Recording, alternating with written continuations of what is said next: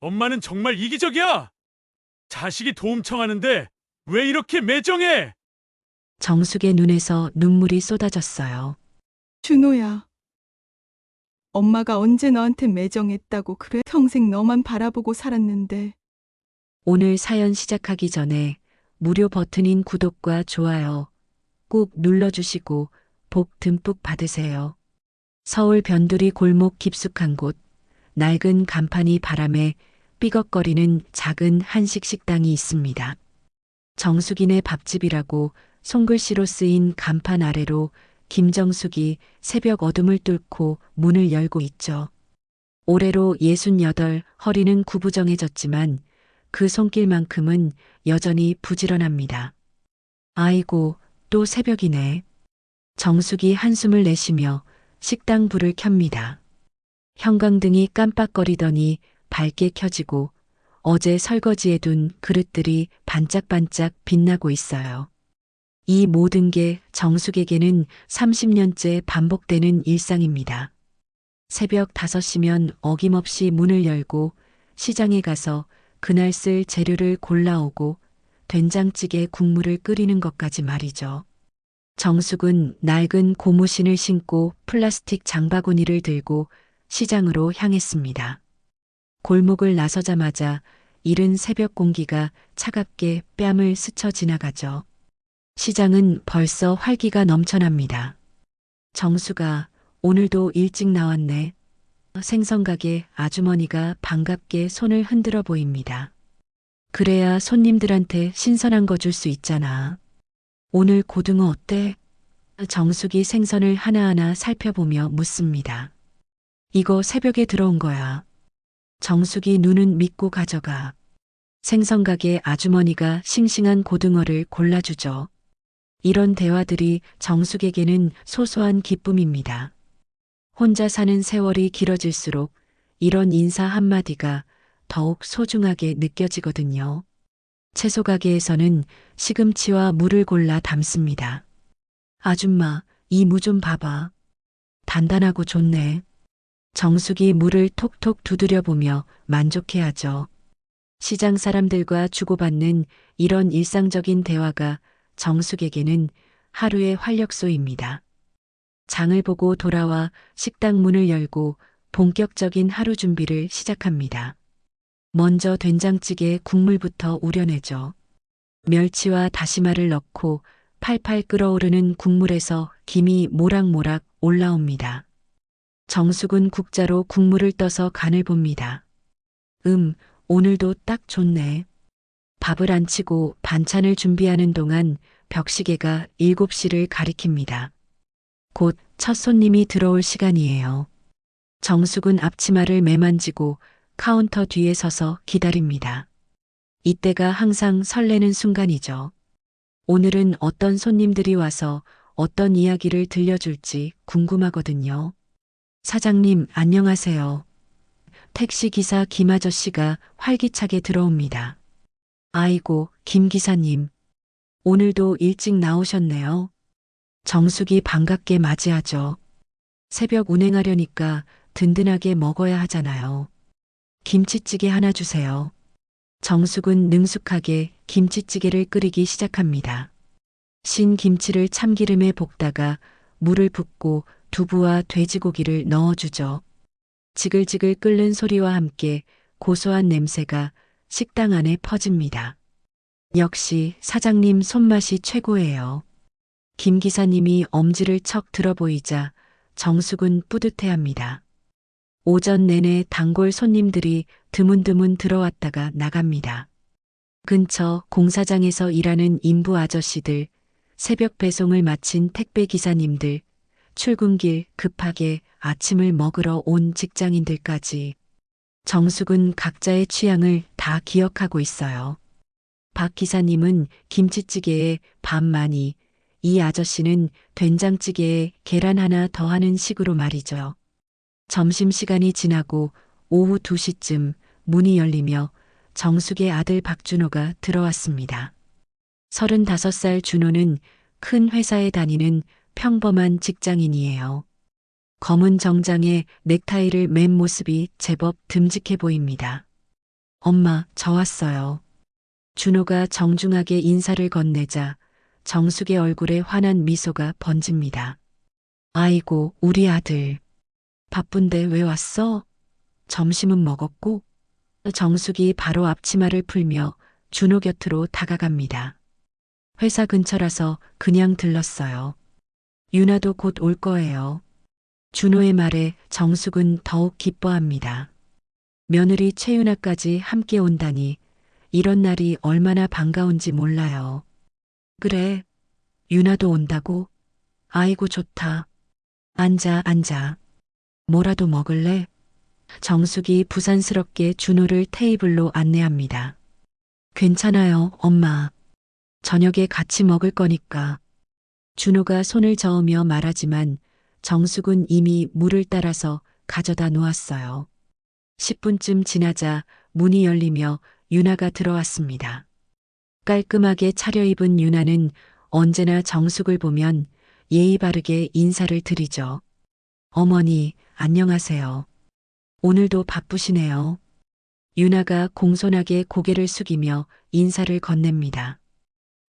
유나야. 잘 왔다. 앉아라, 앉아. 정숙이 반갑게 맞이하죠. 어머니, 커피 사다 드렸어요. 유나가 테이크아웃 커피 2잔을 내밀자 정숙은 깜짝 놀라며 고맙다고 연신 말합니다. 아이고, 이걸 왜 샀어? 고마워. 정숙이 커피를 받아들이며 유나의 손을 한 번 더 꽉 잡아줍니다. 세 사람은 식당 한쪽 테이블에 둘러앉아 소소한 이야기를 나눕니다. 준호의 회사에서 있었던 일, 유나의 요즘 근황, 그리고 동네에서 일어난 소소한 소식들까지요. 준호야, 요즘 회사 일은 어때? 정숙이 걱정스러운 표정으로 물어봅니다. 괜찮아요, 엄마. 프로젝트 하나 끝나서 좀 여유로워졌어요. 준호가 대답하죠. 유나야, 너는 어때? 힘들지 않아? 정숙이 유나에게도 관심을 보입니다. 네, 저도 괜찮아요. 어머니야말로 매일 이렇게 식당 일하시느라 고생이 많으세요. 유나가 정중하게 대답하지만 그 말투가 어쩐지 차가운 느낌이 들어요. 정숙은 이런 시간이 너무나 소중합니다. 평생 뒷바라지하며 키운 아들이 가정을 이루고 행복하게 사는 모습을 보는 것, 그것이 정숙의 유일한 소망이거든요. 남편을 일찍 잃고 홀로 준호를 키우며 얼마나 힘든 시간을 보냈는지 몰라요. 그래서 지금 이 순간이 더욱 감사하게 느껴집니다. 준호야, 너희 둘이 이렇게 화목하게 지내는 모습 보니까 내가 다 흐뭇하다. 내가 고생한 보람이 있네. 정숙의 진심 어린 말에 준호는 엄마가 잘 키워주셔서 그런 거죠라며 어색하게 웃습니다. 하지만 유나는 묘한 표정으로 정숙을 바라보고 있었어요. 유나의 그 시선이 어쩐지 차가운 느낌이었지만 정숙은 대수롭지 않게 넘겼습니다. 요즘 젊은 사람들은 다 저런 식이지 뭐. 표현을 잘 안 하니까. 정숙은 속으로 생각했어요. 세대 차이려니 하고 말이죠. 저녁 무렵이 되자 준호와 유나가 인사를 하고 떠났습니다. 어머니, 몸 조심하세요.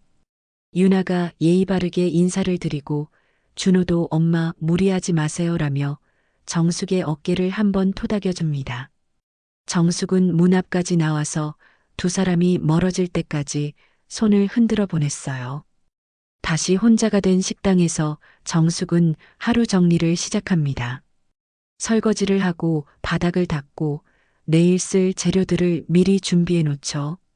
이 작은 식당이 정숙에게는 단순한 장사터가 아닙니다. 남편을 잃고 혼자가 된 후로 이곳이 정숙의 전부였거든요.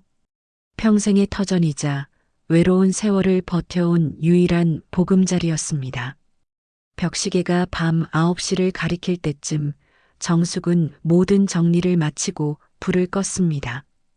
오늘도 무사히 하루를 마쳤네요. 아들과 며느리가 함께 왔던 오늘이 유독 따뜻하게 느껴집니다. 일주일 후 정숙의 68번째 생일이 다가왔습니다. 평소 같으면 조용히 혼자 보낼 생일이었는데 이번에는 달랐어요. 아침 일찍 식당 문을 열고 있는데 유나가 환한 미소를 지으며 들어온 겁니다. 어머니, 생일 축하드려요. 유나가 예쁘게 포장된 케이크 상자와 화사한 꽃다발을 들고 나타났어요. 정숙은 깜짝 놀라며 손을 가슴에 얹었습니다. 아이고, 이게 뭐야? 유나야, 이런 걸 왜 샀어? 오늘은 어머니 생일인데 그냥 넘어갈 수 없죠. 준호 오빠도 저녁에 올 거예요. 유나가 꽃다발을 정숙에게 건네주자 정숙의 눈가에 촉촉한 기운이 맺혔어요. 이런 정성스러운 마음을 받아본 게 얼마나 오래됐는지 몰라요.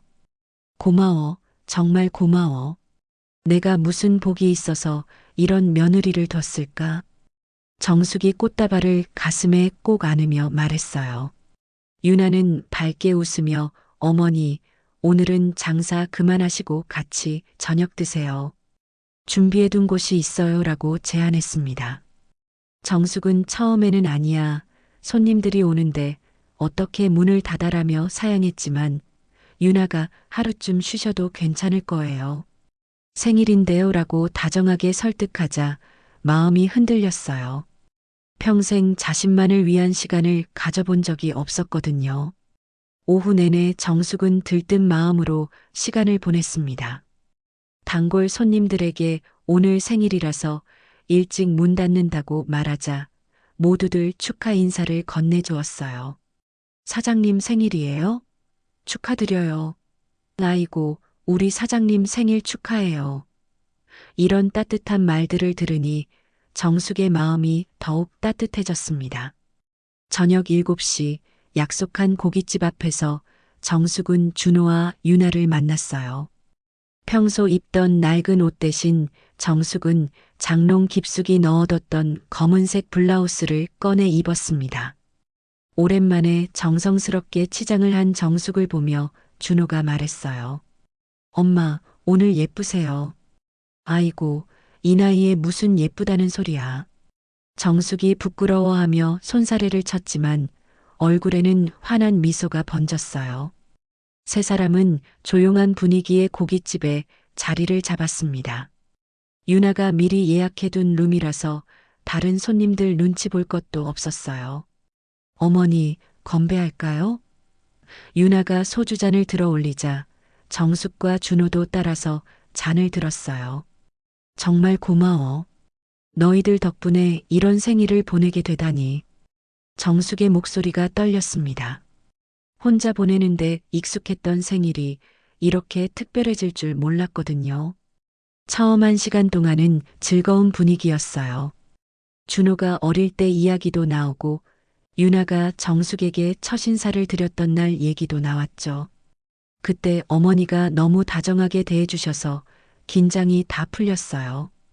유나가 웃으며 말하자 정숙은 처음 봤을 때부터 착하다는 게 얼굴에 다 써 있더라고 대답했어요. 하지만 술이 몇 잔 들어가면서 분위기가 조금씩 변하기 시작했습니다. 준호의 얼굴이 빨갛게 달아오르더니 말이 많아졌어요. 엄마, 요즘 생각해보니까 말이에요. 준호가 갑자기 진지한 표정을 지었습니다. 왜? 무슨 생각? 정숙이 궁금해하며 물어봤어요. 준호는 잠시 유나를 바라보더니 입을 열었습니다. 그 집 말이에요, 엄마 집. 그거 좀 팔면 어떨까요? 순간 정숙의 손이 멈췄어요. 고기를 집던 젓가락이 허공에 그대로 멈춰 있었죠. 뭐라고? 정숙이 다시 물어봤지만 준호는 이미 말을 시작한 참이었어요. 엄마 혼자 그 큰 집에서 뭐 하세요? 전세로 돌리면 유나랑 저희가 새 아파트로 옮길 수 있거든요. 요즘 전세금이 얼마나 올랐는지 아세요? 준호의 말에 유나는 조용히 고개를 끄덕였어요. 정숙은 갑자기 목이 메었습니다. 그 집이 어떤 의미인지 준호가 모를 리 없는데 이런 말을 하다니요. 준호야, 그 집은 내 마지막 남은 거야. 내 아버지랑 살던 곳이고 너를 키운 곳이고 엄마, 그런 감정적인 얘기 말고요. 준호가 약간 짜증스러운 투로 말했어요. 실용적으로 생각해봐요. 엄마 혼자 살기에는 너무 크잖아요. 관리비도 많이 나오고. 정숙의 가슴이 철렁 내려앉았어요. 그 집은 내가 식당 일해서 조금씩 마련한 거야. 내 아버지 없는 세월을 그 집에서 버텨온 거고. 정숙의 목소리가 떨렸습니다. 엄마는 왜 이렇게 고집이세요? 준호가 술김에 목소리를 높였어요. 우리가 힘들다고 하는데 왜 안 들어주세요? 그 순간 정숙은 준호의 변한 모습을 똑똑히 봤어요. 언제부터인가 준호의 눈빛이 예전과 달라져 있었습니다. 어린 시절 엄마만 바라보던 그 순수한 눈빛은 온데간데없고 차가운 계산만 남아 있었어요. 준호야, 너 지금 뭐 하는 거야? 정숙이 떨리는 목소리로 말했어요. 내가 언제 너희가 힘들다는 말을 안 들어줬다고 그래? 유나가 조심스럽게 입을 열었어요. 어머니, 저희도 어머니를 위해서 하는 말이에요. 그 집에서 혼자 계시는 것보다는 너희를 위해서?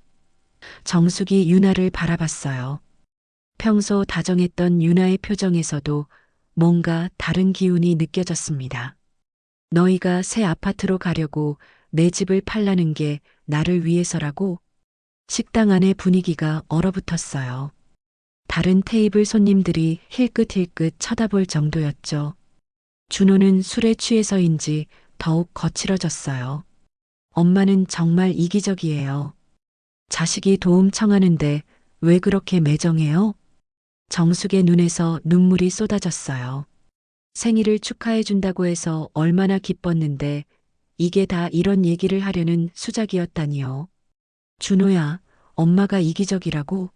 너를 키우려고 얼마나 고생했는데. 그건 부모 의무죠, 뭐.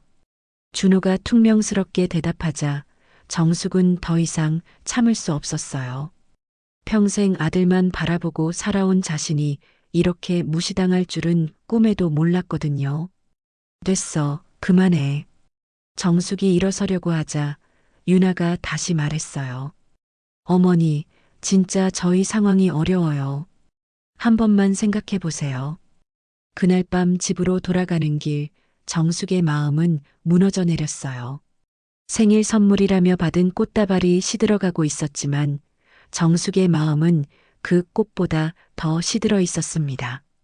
평생 믿어왔던 아들이 이렇게 변할 줄은 정말 몰랐어요. 생일 이후 며칠 동안 정숙은 마음을 추스르지 못했어요. 식당 일은 평소대로 했지만 손님들이 사장님, 무슨 일 있어요? 얼굴이 안 좋네요 라고 물어볼 정도로 기운이 없어 보였습니다. 준호의 그 차가운 말들이 계속 머릿속을 맴돌았거든요. 자식이 도움 청하는데 왜 그렇게 매정해요? 준호의 목소리가 귓가에 맴돌 때마다 정숙의 가슴은 찢어지는 것 같았어요. 정말 자신이 이기적인 엄마인 걸까요? 하지만 그 집은 정말 팔 수 없었어요. 남편과의 추억이 서린 곳이고 혼자서 준호를 키우며 피와 땀으로 지켜온 마지막 보금자리였거든요. 사흘째 되던 오후 문이 열리며 유나가 들어왔습니다. 이번에는 케이크나 꽃다발 같은 건 없었어요. 그냥 평범한 차림으로 식당에 나타났죠. 어머니, 안녕하세요. 유나가 인사를 건넸지만 예전처럼 환한 미소는 아니었어요. 유나야. 앉아라. 정숙이 어색하게 대답했습니다. 생일날 일이 있었지만 그래도 며느리니까 차갑게 대할 수는 없었거든요. 유나는 구석 테이블에 자리를 잡고 앉았어요. 어머니, 그날 일로 기분 상하셨죠? 유나가 조심스럽게 운을 뗐습니다. 정숙은 아니야, 괜찮아라고 말했지만 목소리에 힘이 없었어요. 유나는 잠시 침묵하더니 다시 입을 열었습니다. 어머니, 저희도 어머니를 위해서 하는 말이에요. 정말로요. 유나의 목소리가 한결 진지해졌어요. 준호 오빠가 요즘 얼마나 힘들어하는지 아세요? 회사에서 스트레스 받고 와서 집에서도 돈 걱정 때문에 밤잠을 못 자요. 정숙은 가슴이 아팠어요.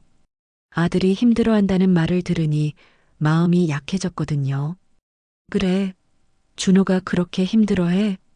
정숙이 걱정스러운 표정으로 물어봤어요. 네, 정말 심각해요.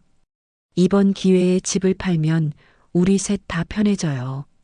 어머니도 관리 걱정 없는 작은 곳으로 이사 가시고 저희는 빚 걱정 없이 살 수 있고요. 유나가 설득하듯 말했습니다. 정숙은 혼란스러웠어요. 정말 자신이 고집을 부리는 게 맞을까요? 아들이 힘들어하는데 엄마로서 도와주는 게 맞는 거 아닐까요? 그런데 유나야, 그 집은 정말 내게 소중한 곳이야.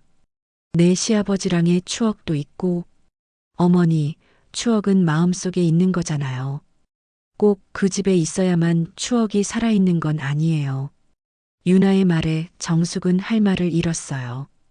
맞는 말 같기도 하고, 아닌 것 같기도 하고, 그때 유나가 갑자기 다른 이야기를 꺼냈어요.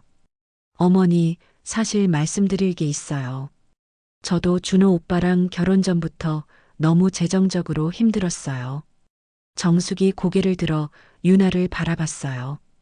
뭐, 결혼 전에 같이 살 때 거의 3년 정도? 유나가 무심한 듯 말했지만 정숙에게는 충격적인 소리였어요. 뭐, 준호 뒷바라지를 내가 해? 너희가 회사에서 처음 만났다고 했던 그 이야기는 뭐야? 유나는 어깨를 으쓱했어요. 그냥 어머니가 좋아하실 만한 이야기로 꾸민 거예요. 이 말을 들은 순간 정숙의 머릿속이 하얘졌어요. 정숙은 유나와 준호가 순수한 만남으로 시작해서 깨끗하게 결혼했다고 믿어왔거든요. 그런데 이미 오래전부터 사귀었고 심지어 동거까지 했다니. 이 모든 게 자신만 모르고 있었던 일이었다는 게 충격이었어요. 그럼 내가 처음 너를 봤을 때 너희는 이미 오래 사귄 사이였다는 거야? 정숙의 목소리가 떨렸습니다. 네, 그래서 처음부터 어머니한테 잘 보이려고 노력했거든요. 준호 오빠가 어머니를 무척 아끼니까요. 정숙의 가슴이 철렁 내려앉았어요. 그동안 유나가 보여준 모든 다정함이 진심이 아니라 연기였다는 걸까요? 처음부터 모든 게 거짓이었던 건가요? 유나야, 그럼 나한테 보여준 그 모든 게 가짜였다는 거야? 정숙이 떨리는 목소리로 물어봤어요. 유나는 잠시 망설이더니 대답했습니다. 가짜는 아니에요. 다만 처음부터 자연스럽게 시작된 건 아니죠. 이 말이 정숙에게는 더 큰 상처였어요. 결국 자신에 대한 감정이 진짜가 아니라는 뜻이잖아요. 그동안 참 곱고 예쁜 며느리라고 생각했던 자신이 바보 같았어요. 어머니, 하지만 지금은 정말 가족이라고 생각해요. 그러니까 더욱 솔직하게 말씀드리는 거예요. 유나가 진지한 표정으로 말했지만 정숙은 더 이상 그 말을 믿을 수 없었어요. 솔직하게? 정숙이 쓴웃음을 지었어요. 지금까지 거짓말로 시작해놓고 이제 와서 솔직하다고? 유나의 표정이 조금 딱딱해졌어요. 어머니, 저희도 살아야 해요. 요즘 세상에 집 한 채 없으면 어떻게 살아요? 준호 오빠 월급으로는 아파트 대출 받기도 힘들거든요. 정숙은 이제 유나의 진심을 알 것 같았어요. 처음부터 자신의 집을 노린 거였구나. 그래서 그렇게 착한 며느리 행세를 했던 거고 지금 이렇게 노골적으로 나오는 거였어요. 그래서 내 집을 팔아서 너희 아파트 사려고 하는 거구나. 정숙의 목소리가 차가워졌어요. 유나는 당황하지 않고 대답했습니다. 어머니도 이득이에요. 관리비 안 나오는 작은 곳에서 편하게 사시면 되잖아요. 편하게? 정숙이 목소리를 높였어요. 내 평생의 터전을 팔아서 너희 편의를 위해 쓰라는 게 나한테 편하다는 거야? 식당 안의 분위기가 싸늘해졌어요. 유나도 이제 가면을 완전히 벗었어요. 어머니, 어차피 어머니 돌아가시면 그 집 준호 오빠 거잖아요. 미리 정리하는 게 낫지 않을까요? 이 말을 들은 순간 정숙은 온몸에 소름이 돋았어요. 자신이 죽기를 기다리고 있다는 말로 들렸거든요. 이렇게 차가운 며느리였다니 정말 몰랐어요. 유나 씨. 정숙이 처음으로 유나를 존댓말로 불렀어요. 이제 그만 나가주세요. 더 이상 할 말 없습니다. 유나는 태연하게 일어나면서 마지막으로 한마디 더 던졌어요. 어머니, 생각해 보세요. 저희가 계속 이 문제로 싸우는 건 어머니한테도 좋지 않을 거예요. 유나가 나간 후 정숙은 텅 빈 식당에 혼자 앉아 있었어요. 머릿속이 복잡했습니다.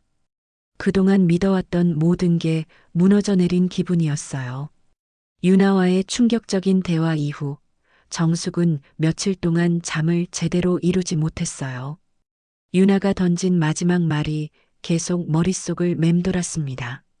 저희가 계속 이 문제로 싸우는 건 어머니한테도 좋지 않을 거예요. 그 말에는 묘한 위협적인 느낌이 담겨 있었거든요.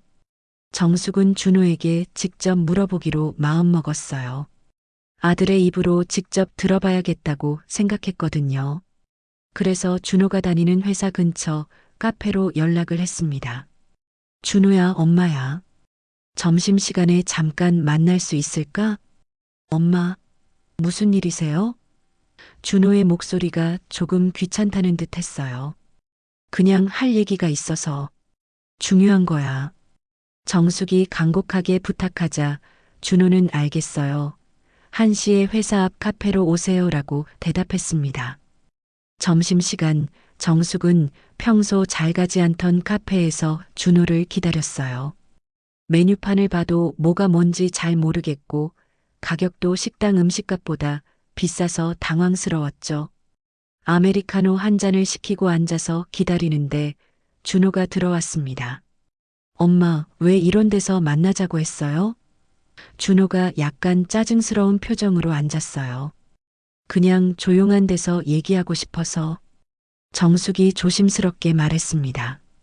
준호야, 유나가 그러는데 너희가 결혼 전부터 오래 사귀고 만났다며? 같이 살았었니?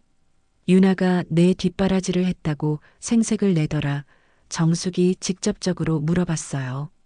준호는 잠시 당황하는 기색을 보이더니 아, 그 얘기했구나라고 태연하게 대답했습니다. 왜 나한테는 말 안 했어? 정숙의 목소리에 서운함이 묻어났어요. 준호는 커피를 한 모금 마시며 엄마, 세상에 연애하다 동거하고 결혼하는 건 흔한 일이야. 괜히 과거에 집착하지 말라고 말했습니다. 정숙은 가슴이 답답했어요. 과거에 집착한다고? 준호야, 이게 과거에 집착하는 거야? 엄마한테 거짓말한 거잖아. 정숙의 목소리가 떨렸습니다. 거짓말이라고 하기엔 좀 그렇고 그냥 말 안 한 거지.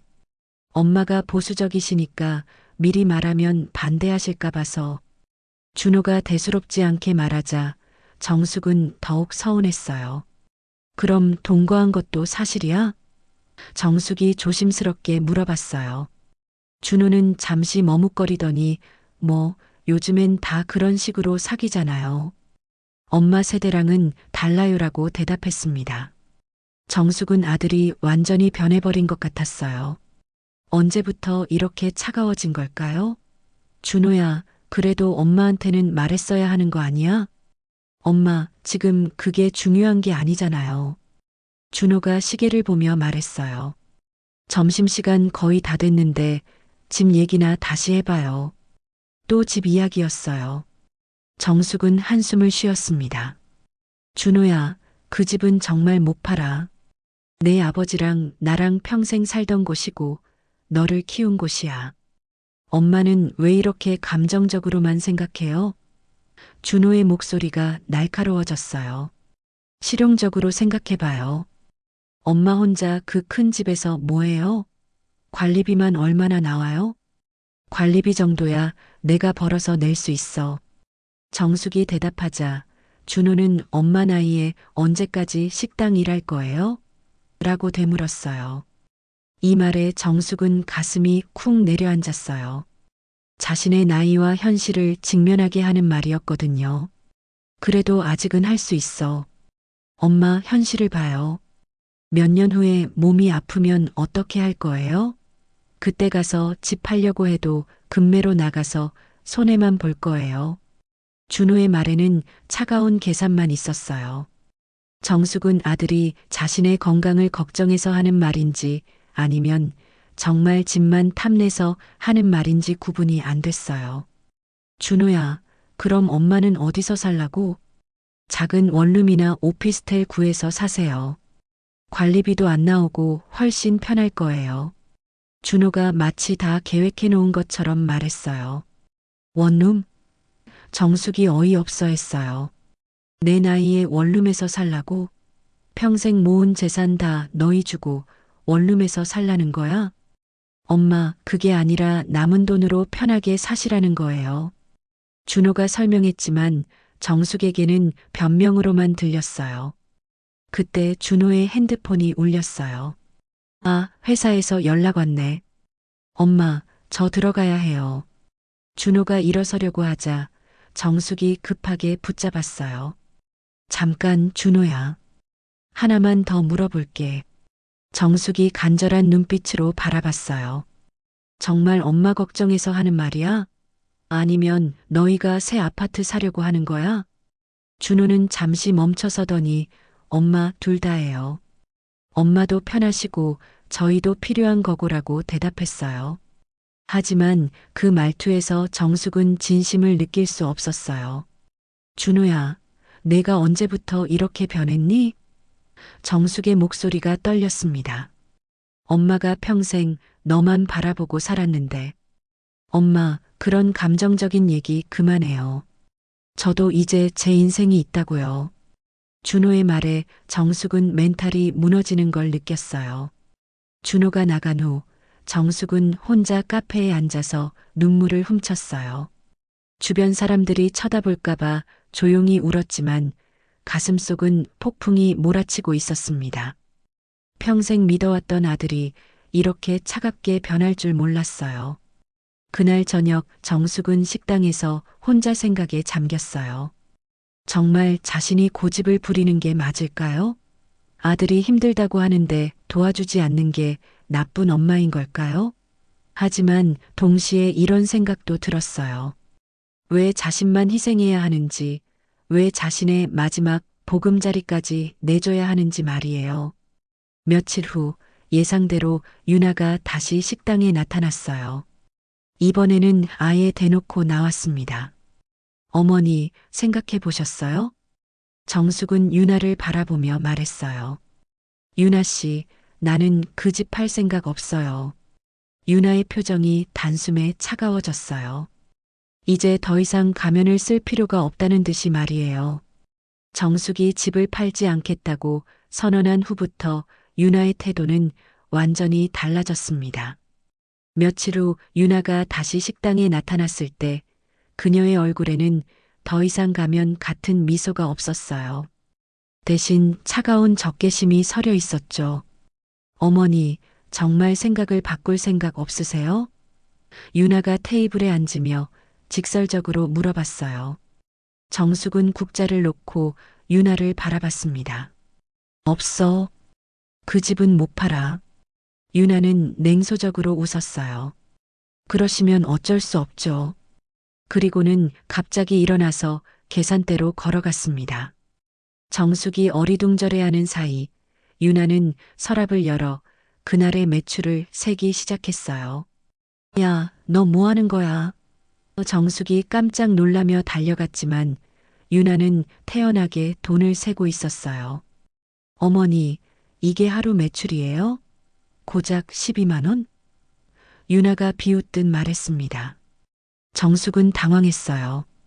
유나가 자신의 매출을 마음대로 확인하는 것도 황당했지만 그걸 비웃는 태도가 더 화가 났거든요. 그게 내가 상관할 일이야? 이 돈이면 아파트 대출이자도 못 내요. 유나가 돈뭉치를 흔들며 말했어요. 이런 식으로 언제까지 버틸 수 있을 것 같아요? 정숙의 자존심이 바닥으로 떨어졌어요. 비록 큰 돈은 아니지만 그 돈은 정숙이 새벽부터 저녁까지 구슬땀 흘려번 소중한 수입이었거든요. 그런데 유나가 그걸 마치 푼돈 취급하듯 비웃다니요. 유나 씨, 그 돈 내려놓고 나가주세요.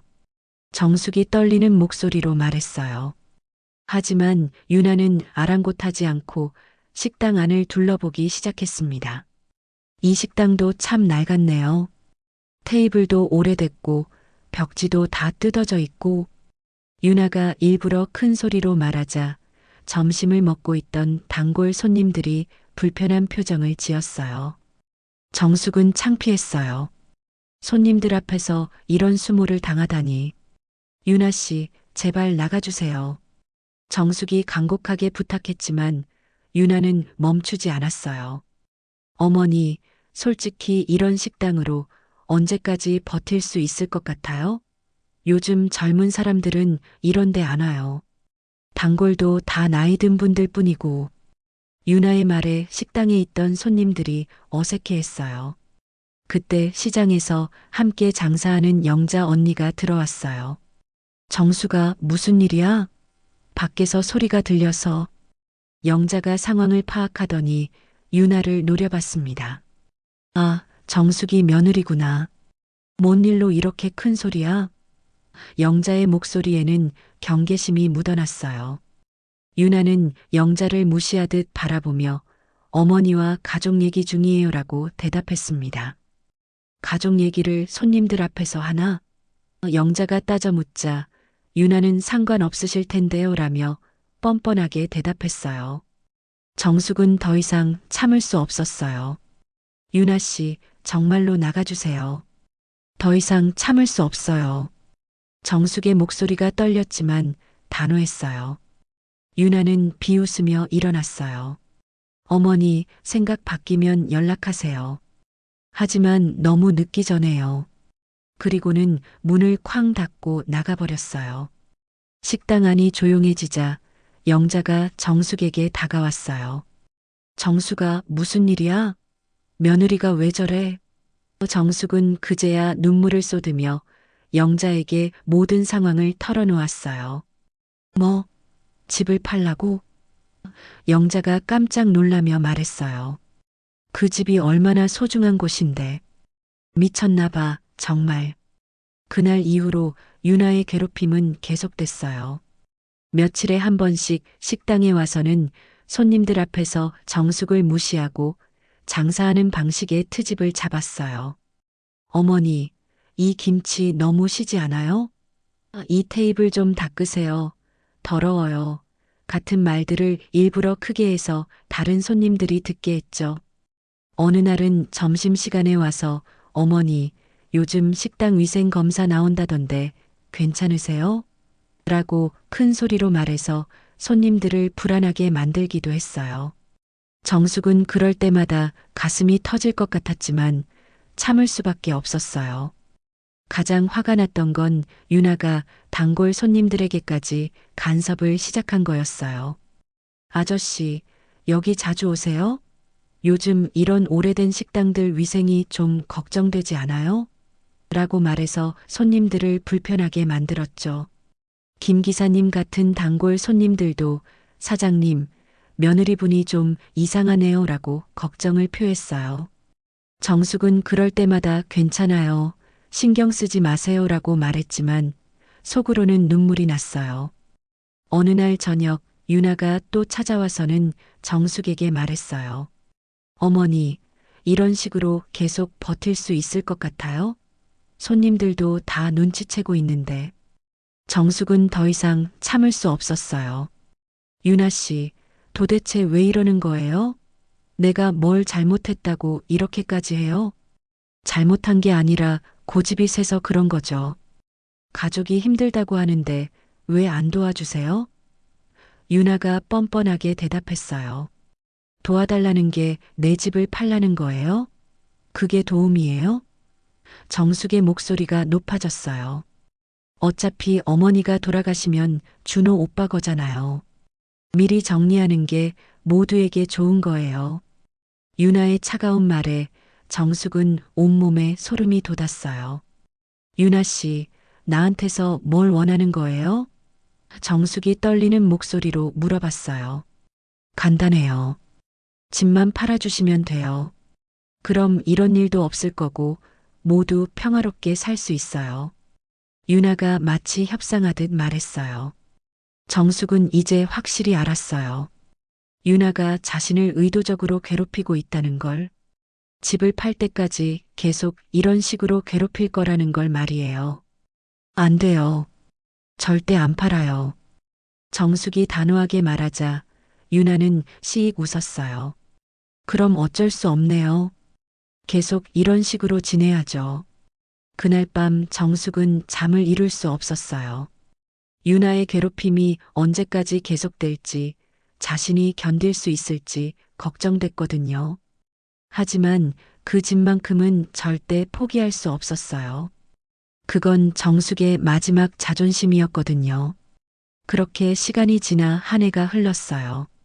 작년 한 해 동안 아들 내외와 많이 서먹해진 정숙은 예상치 못한 상황을 맞게 됐어요. 시계가 저녁 8시를 가리키고 있었고 마지막 손님이 나간 직후였어요. 엄마, 준호가 들어오며 인사를 건넸지만 그의 얼굴이 빨갛게 달아올라 있었어요. 술 냄새가 코끝까지 풍겨왔죠. 유나가 준호의 팔을 붙잡고 들어오는 모습을 보니 둘이 어디선가 술을 마시고 온 게 분명했어요. 준호야, 술 마셨구나. 정숙이 걱정스러운 표정으로 말했어요. 평소 준호는 술을 많이 마시지 않는 편이었거든요. 조금 마셨어요. 준호가 어눌하게 대답하며 테이블에 주저앉았습니다. 유나는 평소보다 더욱 당당한 표정이었어요. 술이 들어간 준호를 데리고 온 건 분명 이유가 있을 거였죠. 어머니, 오늘 생일이라고 하니까 준호 오빠가 꼭 와야 한다고 하더라고요. 정숙은 가슴이 답답했어요. 생일을 핑계로 또 무슨 일을 벌이려는 건지 뻔히 보였거든요. 고마워. 그런데 준호 상태가 안 좋은 것 같은데. 괜찮아요, 엄마. 준호가 손을 흔들며 말했어요. 하지만 말이 어눌하고 눈빛도 흐릿했어요. 평소에 냉정한 준호와는 완전히 다른 모습이었죠. 유나가 소주 한 병을 꺼내 테이블에 올려놓았어요. 어머니 생일인데 건배나 할까요? 정숙은 고개를 저었어요. 아니야, 준호 상태도 안 좋고. 괜찮아요, 조금만. 유나가 강요하듯 말하며 소주를 따르기 시작했어요. 정숙은 마지못해 잔을 받았지만 마음이 편치 않았어요. 엄마, 건배. 준호가 잔을 들어 올렸어요. 정숙은 어쩔 수 없이 잔을 맞댔지만 입술만 살짝 적셨어요.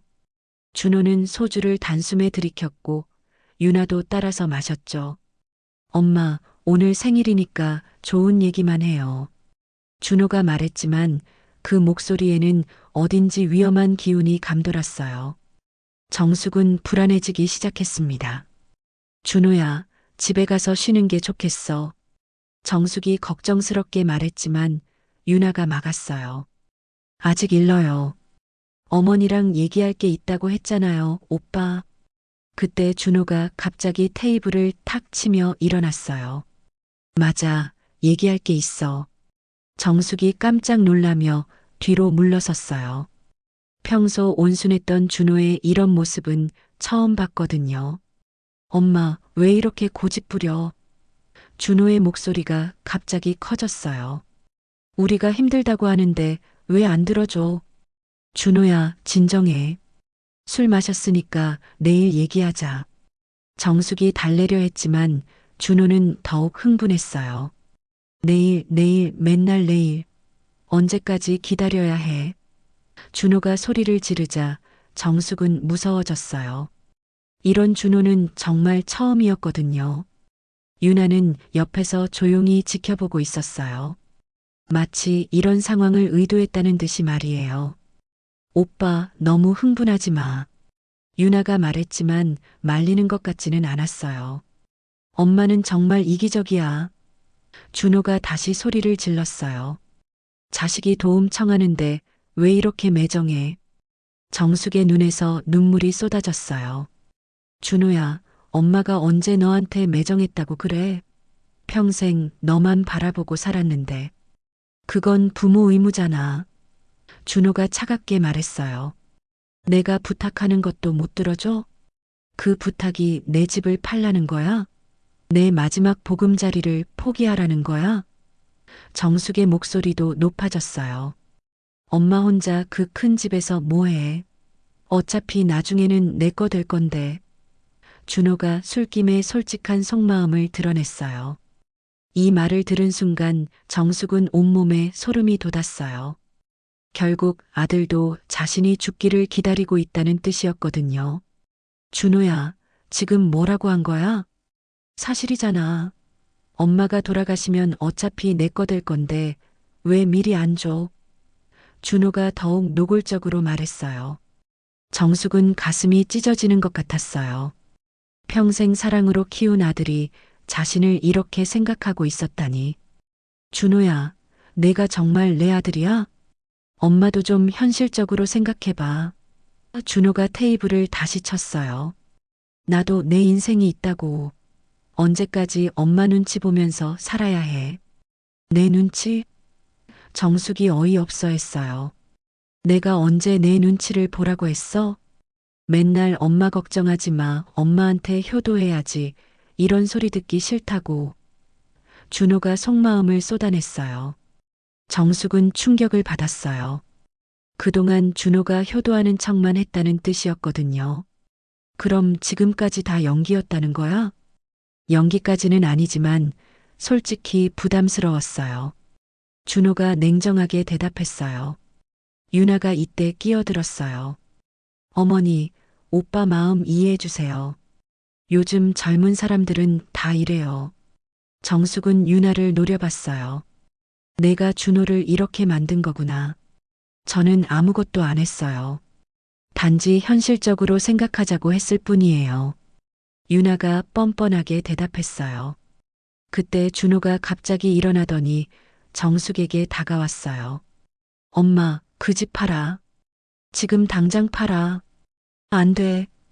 정숙이 단호하게 거부했어요. 왜 이렇게 사는 거야? 준호가 소리를 지르며 갑자기 정숙의 머리채를 거칠게 잡았어요. 내 인생 망치지 마. 순간 식당 안이 얼어붙었어요.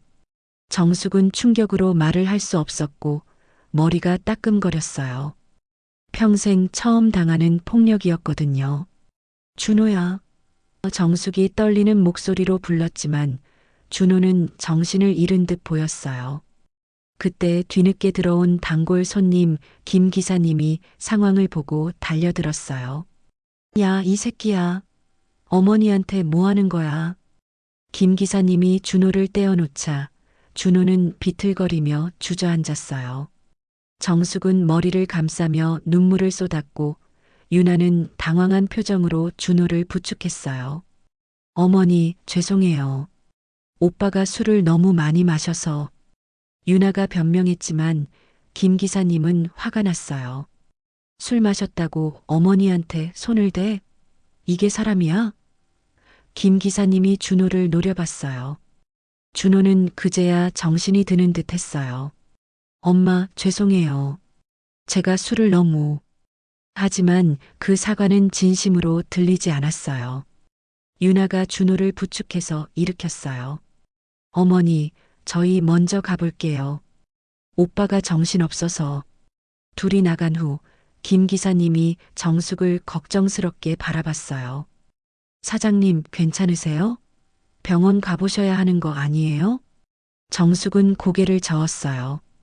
괜찮아요. 고마워요. 하지만 마음의 상처는 괜찮지 않았어요. 평생 믿어온 아들에게 이런 일을 당하다니 정말 꿈에도 생각 못한 일이었거든요. 그날 밤 이후 정숙은 사흘 동안 식당 문을 열지 않았어요. 머리채를 잡혔던 충격보다도 아들에 대한 실망감이 더 컸거든요. 평생 믿어왔던 사람이 하룻밤 사이에 낯선 사람이 되어버린 기분이었어요. 시장에서 함께 장사하는 영자와 순이가 걱정이 되어 찾아왔어요. 정수가 문도 안 열고 뭐 하는 거야? 영자가 문을 두드리며 소리쳤어요. 정숙은 마지못해 문을 열었지만 얼굴이 말이 아니었어요. 아이고, 이게 무슨 꼴이야. 순이가 깜짝 놀라며 정숙을 살펴봤어요. 머리는 헝클어져 있고 눈은 퉁퉁 부어 있었거든요. 며칠째 못 자고 뭐 했어? 정숙은 두 친구에게 그날 밤에 있었던 일을 모두 털어놓았어요. 준호가 술에 취해 와서 소리를 지르고 마지막에는 머리채까지 잡았다는 이야기를 들은 영자와 순이는 말을 잃었어요. 뭐, 준호가 너한테 손을 댔다고? 영자가 믿을 수 없다는 표정으로 물어봤어요. 어머니한테 손을 대다니 그게 사람이야? 순이도 화가 났어요. 아무리 술을 마셨어도 그럴 수가 있나? 평생 너 하나만 바라보고 키웠는데. 정숙은 눈물을 훔치며 말했어요. 내가 뭘 잘못했을까? 정말 내가 이기적인 엄마인 걸까? 자꾸만 자신을 탓하게 되는 거였어요. 무슨 소리야? 영자가 정숙의 어깨를 잡으며 말했어요. 내가 뭘 잘못했다고 그래. 평생 고생하면서 혼자 아이 키우고 그 집도 피땀 흘려서 마련한 건데. 순이도 맞장구 쳤어요. 맞아, 정수가. 그 집은 내 거야.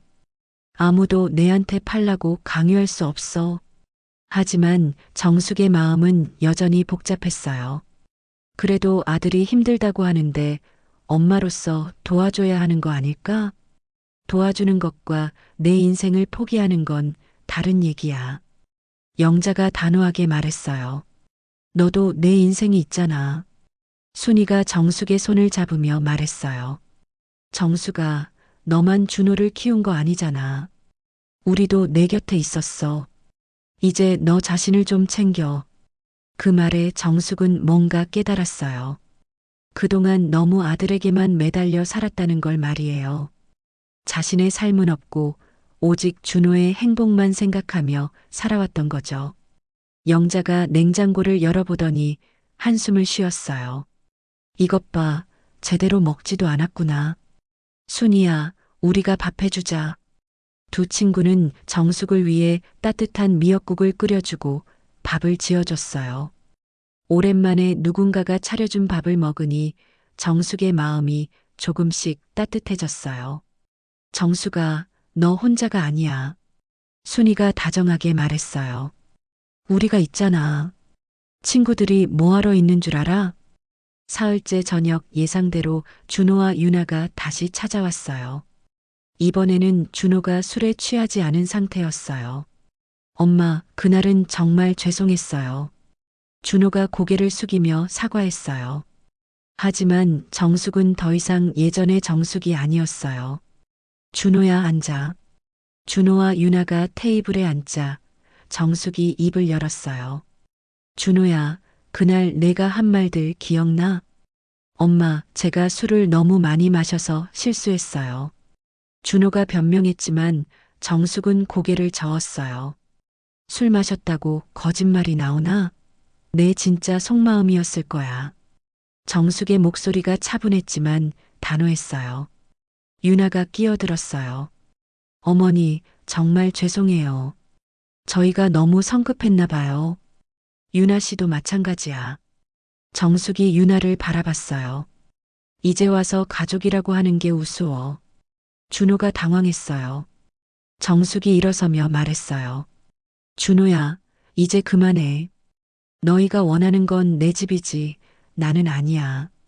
유나가 급하게 일어났어요. 어머니, 저희는 정말 어머니를 위해서 내가 판단할 일이야. 정숙이 단호하게 말했어요. 내 집은 내 거야. 준호의 얼굴이 붉어졌어요. 엄마, 뭐가 잘못된 시작이에요? 처음부터 내 집을 노리고 시작한 관계 아니야? 유나 씨가 나한테 보여준 모든 친절이 가짜였잖아.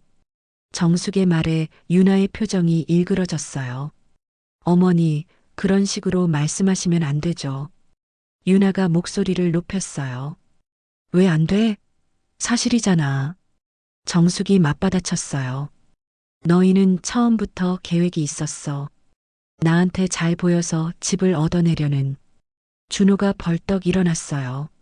엄마, 그건 추측이에요. 추측? 정숙이 냉소적으로 웃었어요. 그럼 내가 집 안 판다고 했을 때 왜 태도가 바뀌었을까? 왜 유나 씨가 갑자기 나를 괴롭히기 시작했을까? 유나가 당황했어요. 저는 괴롭힌 적 없어요. 손님들 앞에서 나를 무시하고 매출 확인하고 식당 욕하는 게 괴롭히는 게 아니야? 정숙이 하나하나 짚어가며 말했어요. 준호와 유나는 할 말을 잃었어요. 모든 게 들켜버린 거였거든요. 정숙이 그들에게 등을 돌리며 말했어요. 이제 그만 나가줘. 더 이상 볼 얼굴이 없어. 엄마. 준호가 불렀지만 정숙은 돌아보지 않았어요. 힘들면 그만 살아. 내 집은 내 거야. 정숙이 마지막으로 말하고 식당 불을 껐어요. 그 순간 정숙은 자신이 더 이상 그들의 인생에 종속되지 않는다는 해방감을 느꼈어요. 오랜만에 자유로운 기분이었어요. 아들을 잃은 슬픔은 있었지만 동시에 자신을 되찾은 기쁨도 있었어요. 준호와 유나가 문을 나간 후 정숙은 혼자서 식당을 정리했어요. 이제 정말 혼자가 됐지만 무섭지 않았어요. 영자와 순이 같은 진짜 가족이 있었거든요. 그날 이후 몇 달이 흘렀습니다. 정숙은 예상과 달리 무너지지 않았어요. 오히려 마음이 한결 가벼워진 것 같았죠. 아들에게 매달려 살던 삶에서 벗어나니 자신도 몰랐던 새로운 모습을 발견하게 됐거든요. 정수가 오늘 날씨 참 좋다. 우리 강화도나 다녀올까? 영자가 식당에 들어서며 환하게 웃었어요. 요즘 영자와 순이는 정숙을 자주 여행에 데려가려고 했어요. 처음에는 장사해야 한다며 거절하던 정숙도 이제는 가끔씩 따라 나서기 시작했죠. 강화도? 좋지, 좋아. 정숙이 앞치마를 벗으며 대답했어요. 예전 같으면 하루라도 식당을 닫는다는 건 상상도 못했을 텐데 이제는 달랐어요. 세상이 자신만 중심으로 돌아가는 게 아니라는 걸 깨달았거든요. 세 사람은 시장 버스를 타고 강화도로 향했어요. 버스 안에서 순이가 말했어요. 정수가 요즘 표정이 훨씬 밝아졌어. 예전에는 항상 뭔가 걱정스러운 표정이었는데. 그랬나? 정숙이 창밖을 바라보며 웃었어요. 나도 모르게 그랬나 보네. 영자가 정숙의 어깨를 토닥였어요. 그럼 맨날 준호 걱정, 준호 생각만 하고 살았잖아. 이제 좀 내 생각도 해. 강화도에 도착해서 세 사람은 마치 소녀들처럼 여기저기 구경하며 웃었어요. 인삼밭도 보고 전통시장도 돌아보고 맛있는 순두부도 먹었죠. 정숙은 오랜만에 이렇게 마음껏 웃어본 것 같았어요. 야, 저기 사진 찍어주는 데 있네. 우리 한 장 찍을까? 영자가 포토존을 가리키며 말했어요. 정숙은 처음에는 뭘 찍어 이 나이에라며 부끄러워했지만 결국 세 사람이 어깨동무하고 사진을 찍었어요. 아이고, 우리가 이렇게 예쁘게 나왔네. 순이가 사진을 보며 깔깔 웃었어요. 정숙도 사진 속 자신의 모습을 보고 놀랐어요. 정말 오랜만에 진짜 웃는 얼굴이었거든요. 집으로 돌아가는 버스 안에서 영자가 제안했어요. 정수가 우리 여행 동호회 만들까? 한 달에 한 번씩 어디든 놀러 가자. 여행 동호회? 정숙이 신기해했어요. 우리 나이에 그런 걸 해도 돼? 왜 안 돼? 순이가 큰 소리로 말했어요. 나이가 뭔 상관이야. 우리도 즐겁게 살 권리 있어. 정숙은 생각해 봤어요. 정말 그런 것 같았어요. 평생 남을 위해서만 살았는데 이제 자신을 위해 살아도 되는 거 아닐까요? 몇 주 후 정숙의 식당은 다시 활기를 되찾았어요. 아니, 예전보다 더 따뜻한 분위기였죠.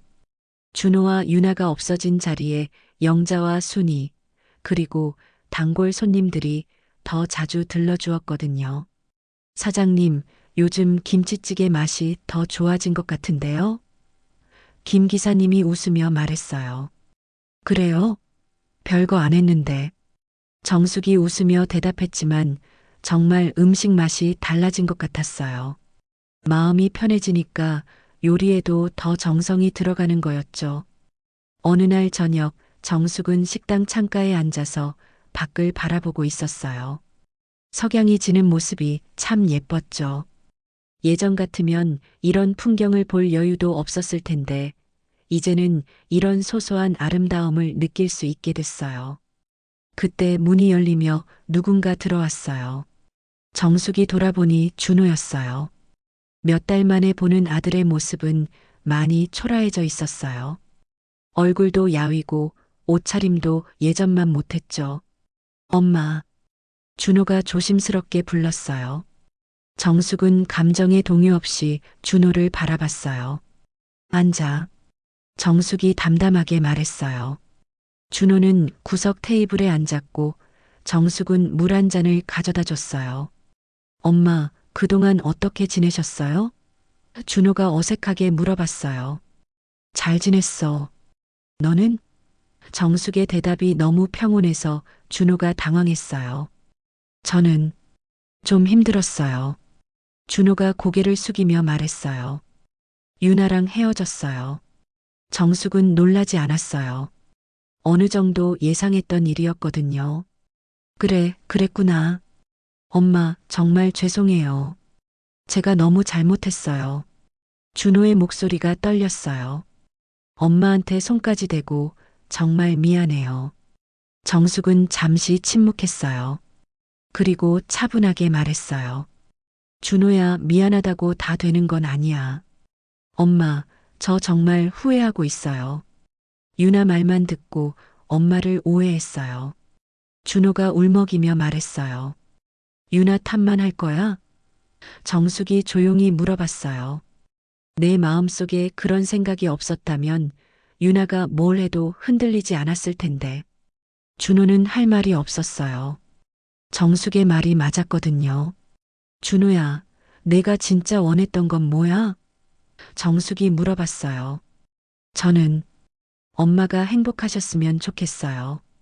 준호가 작은 목소리로 대답했어요. 그럼 이제라도 그렇게 해줘. 정숙이 웃으며 말했어요. 엄마가 행복하게 사는 걸 지켜봐줘. 간섭하지 말고. 준호는 정숙의 변화에 놀랐어요. 예전 같으면 울면서 용서해줬을 텐데 이제는 달랐어요. 더 단단해지고 더 현명해진 것 같았어요. 엄마, 저 다시 잘할게요. 준호가 간절하게 말했어요. 잘하고 못하고는 내가 정할 일이야. 나는 이제 내 인생을 살 거야. 정숙이 담담하게 말했어요. 준호가 나간 후 정숙은 혼자 앉아서 생각했어요. 아들을 다시 받아들일지 말지를요. 하지만 급하게 결정할 일은 아니었어요. 시간이 지나면서 준호가 정말 변했는지 지켜보면 되는 거였으니까요. 정숙은 창밖을 바라보며 혼잣말했어요. 이제야 내 생일을 진짜 축하할 수 있겠네. 햇살이 식당 안으로 따스하게 들어왔어요. 정숙의 얼굴에도 따뜻한 빛이 내려앉았죠. 그녀의 눈빛은 더 이상 슬프지 않았어요. 오히려 희망으로 가득했어요. 내일이면 영자, 순이와 함께 설악산 여행을 떠날 예정이었어요. 정숙은 가방을 챙기며 웃었어요. 68배 나이에 시작하는 새로운 인생이 기대됐거든요. 이제 시작이네. 정숙이 혼자 중얼거리며 미소를 지었어요. 정말로 새로운 인생의 시작이었어요. 오늘 이야기가 여러분의 마음에 작은 여운으로 남았다면 좋아요와 구독으로 응원해주세요. 여러분의 따뜻한 관심이 다음 이야기의 시작이 됩니다. 소중한 당신의 이야기도 댓글로 들려주세요. 그럼 다음 시간에 또 뵐게요.